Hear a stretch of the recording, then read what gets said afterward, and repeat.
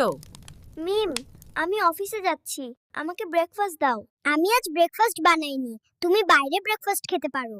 বোহ, আজ এই জাল দিয়ে একটা বড় মাছ ধরবো, তুমি দেখো। তুমি তো জীবনেও কিচ্ছু করতে পারোনি, দেখি তুমি কিভাবে মাছ ধরো।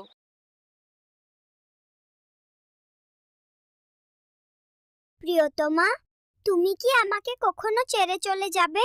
যদি শ্যামকে পাই তো ভেবে দেখবো যেতেও পারি। এই নাও দলিল, আজ থেকে আমার সব সম্পদ তোমার নামে লিখে দিলাম। আমি খুব ভাগ্যবতী, তোমার মতো স্বামী পেয়েছি।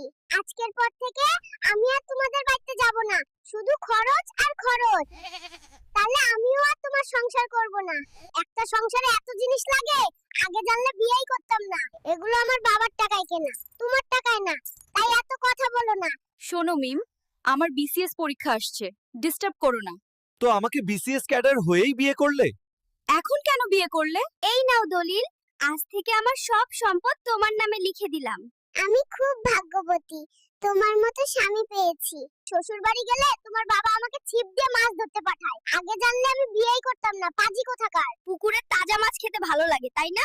জীবনেও শুনি নাই শ্বশুর বাড়িতে গরু নিতে হই, সবই আমার কপাল।